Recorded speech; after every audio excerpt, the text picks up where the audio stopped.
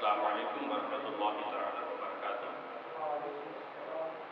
الحمد للہ نحمده ونستعینه ونستغفره ونؤمن به ونتوکل علیہ ونعوذ باللہ من شرور انفسنا ومن سیئات اعمالنا من يهده الله فلا مضل له ومن يضلل فلا هادي له ونشهد ان لا اله الا الله وحده لا شريك له ونشهد ان سيدنا ومولانا محمدا عبده ورسوله اما بعد فاعوذ باللہ من الشیطان الرجیم بسم اللہ الرحمن الرحیم الحمد لله رب العالمين الرحمن الرحيم مالك يوم الدين إياك نعبد وإياك نستعين اهدنا الصراط المستقيم صراط الذين أنعمت عليهم غير المغضوب عليهم ولا الضالين آمين صدق الله مولانا العظيم وبلغنا رسوله النبي الأمين المكين المعين المغيث الكريم ونحن على ذلك لمن الشاهدين والشاكرين والحمد لله رب العالمين۔ آئیے عادت کے مطابق اپنے اصول پر قائم رہ کر جب تک سانس چلتی رہے اور اللہ یہ توفیق بھی بخشے کہ حضور کی بارگاہ میں جھوم کر درود پاک پڑھنے کی سعادتیں حاصل کریں۔ اللہم صلی علی سیدنا شفیعنا مولانا محمد بارک وسلم صلی اللہ علیہ وسلم وسلام علیکہ یا رسول اللہ صلی اللہ علیہ وسلم۔ اپنے مرحومین کے ایصال ثواب کے لیے اور درود پاک پڑھ لیں۔ صلی اللہ علیہ نبی الامی وآلہ صلی اللہ علیہ وسلم صلاۃ و سلام علیکہ یا رسول اللہ صلی اللہ علیہ وسلم۔ چونکہ الحمدللہ یہ سلسلہ جاری اور ساری ہے اور ساری محفلیں ایک طرف، قرآن کی تفسیر کا بیان ہو یہ محفل ایک طرف۔ آپ نے پوری دنیا میں یہ سنا ہوگا کہ اپنے اپنے پیر صاحبان کی محفلیں ہوتی ہے کہ فلاں صاحب کانفرنس، فلاں صاحب کانفرنس ہوتی ہے۔ یہ ایک محفل ہے جو تلاوت قرآن پاک اس کی تفسیر کا جو کانفرنس ہے، یہ بہت کم جگہ آپ نے سنا اور دیکھا ہوگا، جبکہ اصل حقیقت یہی ہے کہ قرآن کی تفسیر اور قرآن کو سمجھنے کے لیے بھی وقت نکالنا بہت ضروری ہے۔ آئیے میری بھی ذمے میں آج مجھے یہ موقع شرف حاصل ہوا، تھوڑی دیر میں بھی آپ کے حوالے ہوں، چونکہ حضرت علامہ مولانا غلام طاہر صاحب قبلہ کے حوالے سے آپ نے سورہ فاتحہ کی کچھ آیتیں تفسیر سنی ہے۔ میں تھوڑا اسی آیت کریمہ کو لے کر اور کچھ آگے تک کوشش کرتا ہوں کچھ آپ کے ذہن و گمان میں اتار سکوں۔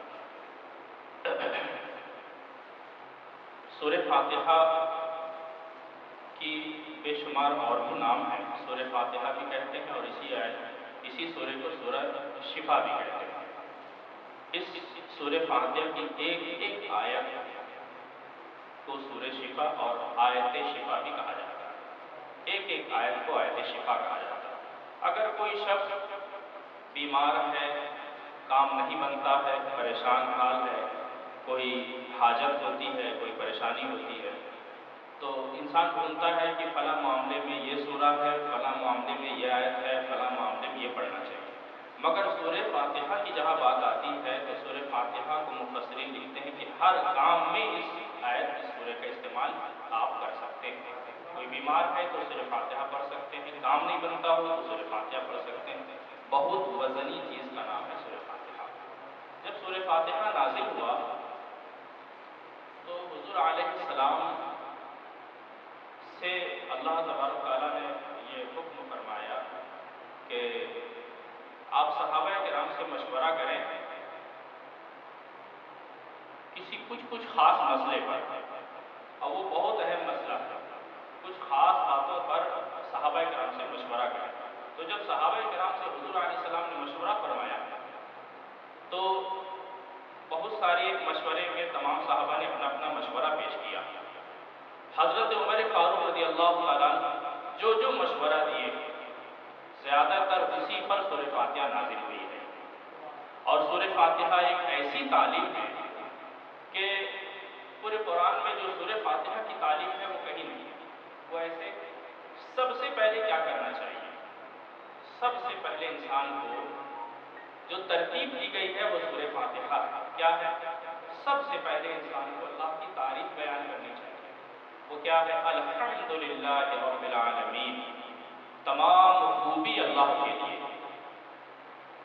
رب العالمین جو سارے جہان کا مالک ہے، سارے جہان کا رب ہے۔ تمام تعریفیں، تمام خوبی، تعریف بھی دو قسم کی ہوتی ہے، اور کسی کی شان میں بھی دو باتیں کی جاتی ہیں۔ جب کوئی غلط کام کرتا ہے تو کہتے ہیں یہ تو ان کی تعریف ہے، یہ ایسا ایسا کرتے ہیں، کچھ اچھا بھی کرتے ہیں تو تعریف کا لفظ وہاں بھی، لیکن صحیح معنی یہ نکالا گیا تمام خوبی، تمام تعریفیں تو بالکل اپنی جگہ صحیح ہیں، مگر صحیح ترجمہ یہ ہے کہ تمام خوبی اللہ کے لیے جو تمام جہانوں کا رب ہے۔ الرحمن الرحیم مالک یوم الدین، الرحمن الرحیم میں کیا تعلیم دی گئی؟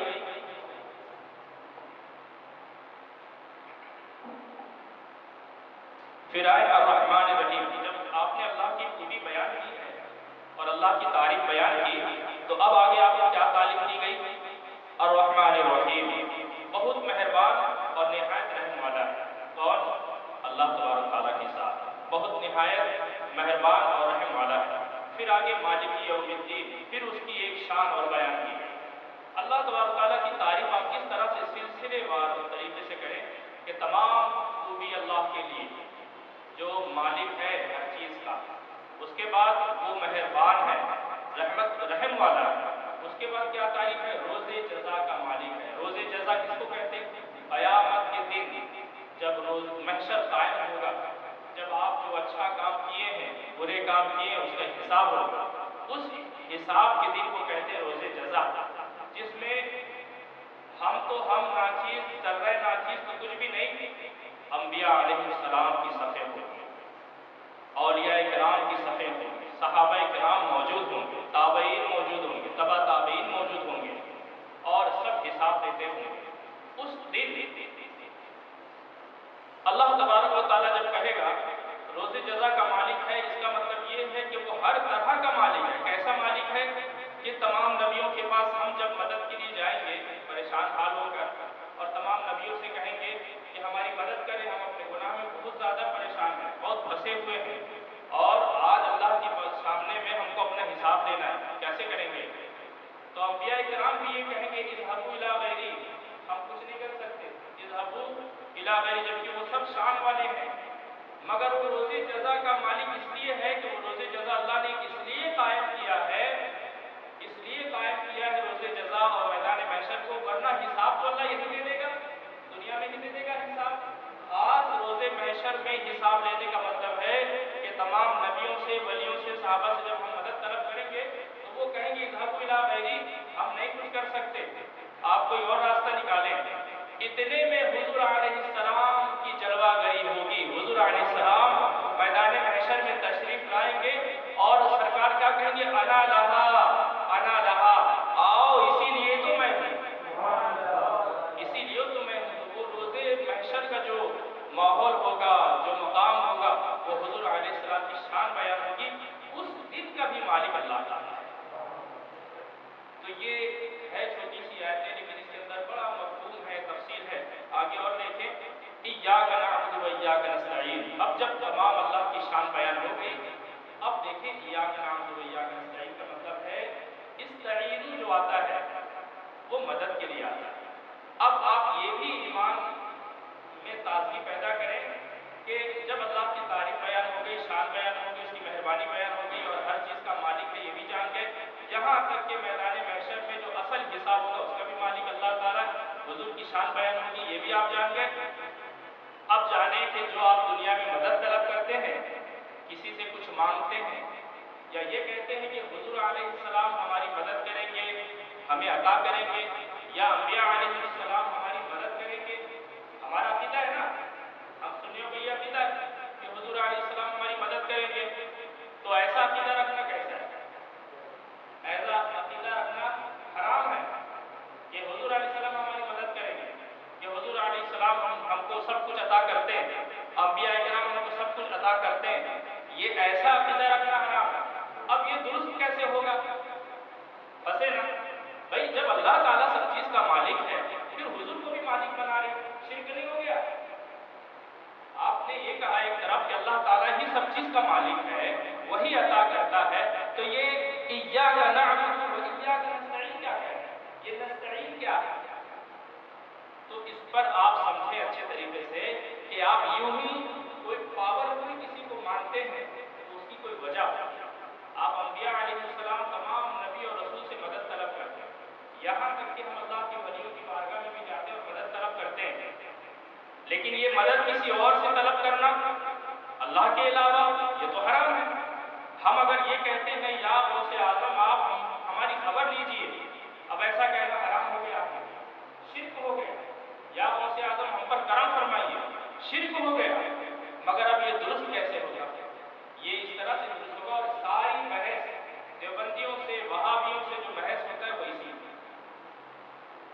آپ کو اگر کوئی کہے گا ایک ہوتا ہے اصل مالک، ایک ہوتا ہے اصل مالک، اور ایک ہوتا ہے اللہ کی عطا سے پھر کوئی مالک نہیں، اصل مالک اور ایک وہ مالک ہوتا ہے جس کو اس لائق بنایا گیا، تو اللہ تبارک و تعالیٰ ہی اصل مالک ہے۔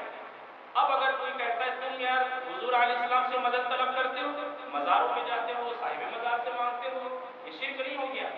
آپ پھنس گئے، آپ کے پاس کیا جواب ہوگا کہ اصل مالک تو اللہ ہے، وہ دینے والا ہے، پھر تم اللہ کو دینے والا نہیں مانتے، اللہ سے مدد طلب نہیں کرتے، استعین سے مراد کیا لیتے ہو آپ؟ اللہ سے مدد طلب ہی کرنا چاہیے، کسی اور سے نہیں کرنا چاہیے، قرآن تعلیم دیتا ہے، لیکن حضور سے بھی مدد مانگنا جائز ہے، وہ کیسے؟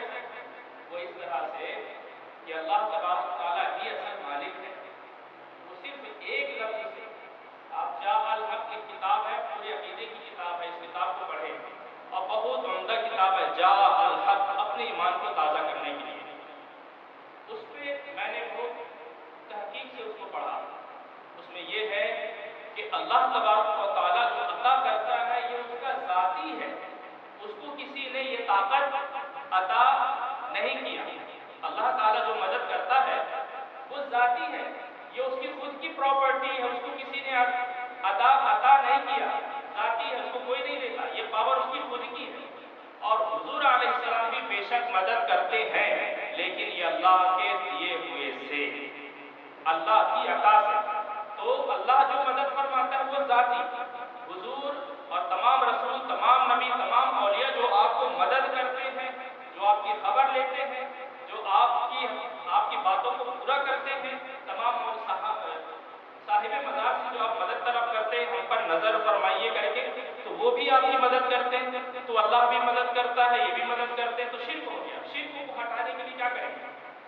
تو اللہ تبارک تعالیٰ جو مدد فرماتا ہے وہ ذاتی ہے، اور اس کے علاوہ جتنے بھی آپ کی مدد کرتے ہیں وہ عطائی ہے، ان کی خود کی یہ طاقت نہیں۔ تو جب اللہ تبارک تعالیٰ اب وہ جسے چاہے یہ پاور دے دے، جسے چاہے عطا کر دے، تو اس پر ایک بحث ہوا کہ اللہ تبارک تعالیٰ ہی عالم الغیب والشہادہ ہے، وہی علم رکھتا ہے، وہی غیب کی بات جانتا ہے، اور کوئی نہیں جانتا، جبکہ ہمارا عقیدہ حضور علیہ السلام بھی علم غیب جانتے ہیں۔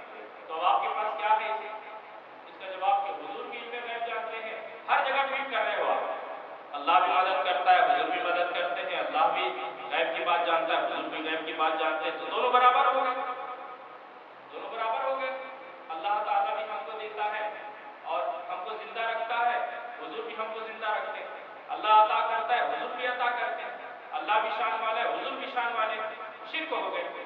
اب یہ شرک ہٹے گا کیسے؟ یہ تمام پاور اللہ کو ہے، وہ ذاتی ہے، اس کو کسی نے نہیں دیا، اور حضور علیہ السلام اور تمام نبی جو علم غیب رکھتے ہیں یہ اللہ کی عطا سے، بس یہی بات، اس کا ذاتی ہے اور باقی لوگوں کو اللہ نے عطا کیا، تو جس کی جیسی شان اللہ نے بڑھانا چاہا اس کو ویسی پاور عطا کیا۔ پھر آگے دیکھیے سورہ فاتحہ میں ہمیں کیا تعلیم ملا، اہدنا الصراط المستقیم، جب یہ ساری باتیں آپ جان گئے تو اب اہدنا الصراط المستقیم سمجھیں، پھر اہدنا الصراط المستقیم یہ ہے کہ جب اللہ کی شان بیان کر لو، حضور کی شان بیان ہو گئی، اللہ سے مدد طلب کر لیے، اب آپ دعا کے لیے ہاتھ اٹھائیں، دعا گو ہو جائے، کیا دعا کریں؟ اے اللہ ہمیں سیدھا راستہ چلا، اے اللہ ہمیں سیدھا راستہ چلا، نہ کہ بتا، بعض لوگوں نے ترجمہ کیا سیدھا راستہ بتا، وہابیوں نے ترجمہ کیا، دیوبندیوں نے ترجمہ کیا سیدھا راستہ بتا، سیدی اعلیٰ حضرت کا دماغ دیکھیں، آپ نے ترجمہ کیا سیدھا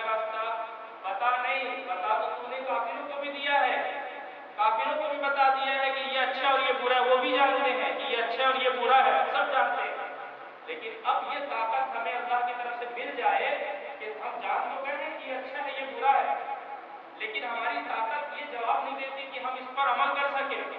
نماز ایک اچھا عمل ہے مگر ہم چاہ کے بھی نہیں پڑھ پاتے، تو اب آپ دعا کریں کہ مولا تو توفیق عطا فرما کہ ہم نماز پڑھیں۔ یہ دعا سورہ فاتحہ سے ہمیں مل رہی ہے کہ جب ہم سب کچھ جان جائیں، پھر اب جب عمل کے میدان میں آئے تو اللہ سے یہ نہ کہیں کہ مولا ہمیں دکھا بتا، کسی نے کہا دکھا، کسی نے کہا بتا، نہیں، صحیح ترجمہ ہے اے اللہ ہمیں سیدھا راستہ چلا۔ ہم چاہ کر بھی نہیں کر سکتے، یہ طاقت ہم میں نہیں ہے، ہمیں تو آسانی سے شیطان بہکاتا ہے۔ تو یہ دعا کر، دعا کی جو ہے آپ انداز بدلیں۔ دعا یہ ہونی چاہیے کہ جس میں آپ کی کوئی پاور نہ دکھائی دیتا ہو، ساری پاور اللہ کی طرف سے دکھائی دیتا ہو۔ آپ جب اللہ سے مانگے تو اس طرح سے مانگے جیسے آپ عاجز ہیں، آپ عاجزی و انکساری کے ساتھ آپ اللہ کی بارگاہ میں پیش ہیں اور اللہ آپ کی مدد فرمائے گا۔ کیسے؟ اللہ تبارک تعالیٰ کی بارگاہ میں مولا ہم نماز کی حقیقت کو جانتے ہیں مگر نہیں پڑھ پاتے، تو توفیق عطا فرما۔ ہم روزہ کے بارے میں جانتے ہیں پھر بھی روزہ نہیں رکھ پاتے اور اس کی حقیقت کو نہیں سمجھ پاتے، جیسا رکھنا چاہیے ویسا نہیں رکھ پاتے، تو مولا تعالیٰ ہماری مدد فرما۔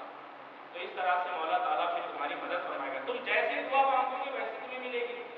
تم نے کہا اللہ میں سیدھا راستہ دکھا دیا، آپ نے دعا کیا اے اللہ میں سیدھا راستہ بتا دیا، صحیح۔ اب آپ کو یہ کہنا چاہیے تھا کہ اللہ میں سیدھا راستہ چلا، تو اللہ تبارک تعالیٰ کی بارگاہ میں جب چلا کی دعا مانگو گے تو یہ ہوگا کہ اللہ میں سیدھا راستہ چلا، تو اللہ تعالیٰ آپ کو سیدھا راستہ بھی جو دکھانے کی قدرت رکھتا ہے، جو بتانے کی قدرت رکھتا ہے، جو زندگی دینے کی قدرت رکھتا ہے، جو موت دینے کی قدرت رکھتا ہے، جو زندہ رکھنے کی قدرت رکھتا ہے، جو ہمیں سرسبز شاداب بنانے کی قدرت رکھتا ہے، جو خوبصورتی دینے کی قدرت رکھتا ہے، جو بدصورتی دینے کی قدرت رکھتا ہے، جو ایسی طاقت رکھتا ہے، وہ ہمیں سیدھا راستہ بھی چلانے کی طاقت رکھتا ہے۔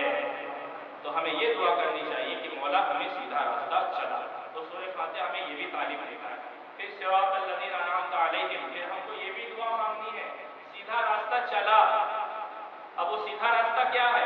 راستہ ان کا جن پر تو نے احسان کیا، راستہ ان کا جن پر تو نے احسان کیا۔ اب تو سیدھا راستہ چلا تو دے گا مگر ہم ایسے ہیں، نکمے ہیں، ناکارہ ہیں کہ ہم چل کر بھی بھٹک سکتے ہیں۔ ابھی بھی تو چلا تو دیا لیکن ابھی بھی ہم بھٹک سکتے ہیں، دلدل میں پھنس سکتے ہیں۔ مولا تو وہ راستہ میں چلا جس راستے میں تو نے احسان کیا، یعنی اللہ تعالیٰ تمہیں چلائے گا بھی اور ایسا احسان فرمائے گا کہ کامیاب کی منزل تک لے جائے گا، منزل تک پہنچائے گا۔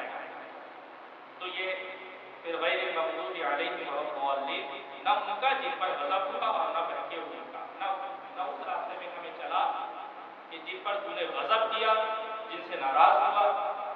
لوگ چل کے بھی منزل کو نہیں پہنچ پاتے، کامیاب نہیں ہو پاتے، جبکہ اللہ تعالیٰ چلا دیا۔ تو ہمیں دعا مکمل یہ مانگنی ہے مولا جب ہمیں تو حلال ہمیں روزی بھی عطا کر اور اس روزی میں شکرانہ بھی عطا کر۔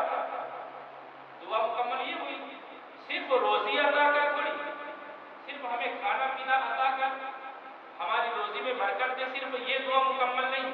یہ دعا مکمل ہوگی کہ مولا جو تو روزی عطا فرما، رزق عطا فرما، پھر اس میں برکت بھی تو ہی عطا فرما، پھر اس میں خصلت بھی تو ہی عطا فرما۔ مکمل باتیں یہ دعا کی ہوئی، آدھی دعا یا آدھی باتیں نہیں، پوری باتیں ہونی چاہیے۔ مولا روزی بھی تو عطا فرما اور اس روزی میں برکت بھی تو عطا فرما، پھر اسی رزق کے ہم جو کھائیں گے اسی رزق میں بہترین خون ہمارے اندر پیدا ہو اس رزق کے کھانے سے، یہ بھی تو عطا فرما۔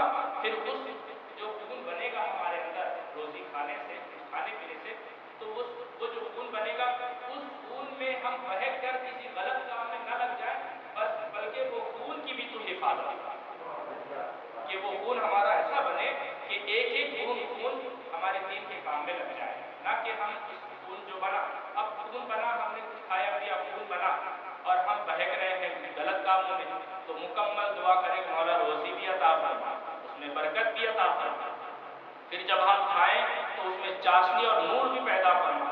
اسی لیے کہا جاتا ہے کہ جب آپ کھانا کھائیں تو کھانے سے سب سے پہلے جیسی ایک نمالہ آپ منہ میں ڈالیں تو کہیں یا واسع المغفرہ، یا واسع المغفرہ، پہلے ہی نوالا کھائیں تو کہیں یا واسع المغفرہ، تو کیا ہوا؟ دیکھیے بندہ بالکل سامنے کھانا ہے اور اس کھانے کے وقت میں اب اس کو بالکل بھوک کے کھانا چاہیے، ایسے وقت میں بھی وہ اللہ کی شان بیان کر رہا ہے کہ مولا تو ہماری مغفرت فرما۔ تو جب ایسا کہتا ہے یا واسع المغفرہ، تو دانا پیٹ میں جانے سے پہلے ایسا کہنے والے بندے کو اللہ تعالیٰ معاف فرما دیتا ہے۔ اس کے بعد چند نوالا کھانے میں، جیسے دوسرا نوالا اٹھائے تو کہیں یا واجب، پھر کھا لیں، پھر تیسرا نوالا اٹھائے تو کہیں یا واجب، کھا لیں، کچھ 8-10 مرتبہ یا واجب کہیں اور وہ نوالا کھا لیں۔ اس سے کیا ہوگا؟ یہ جو پورا کھانا اب جو آپ کھائیں گے یہ آپ کے پیٹ میں جا کر نور ہو جائے گا۔ جب پیٹ میں نور ہو جائے گا تو وہ کھانا تمہیں بہکنے نہیں دے گا، تمہارے ضمیر کو مرنے نہیں دے گا، تمہیں گمراہ ہونے نہیں دے گا، تمہارے اندر ایک نور پیدا کرے گا۔ پھر اس سے آپ ہر طرح کا کامیابی حاصل کریں گے۔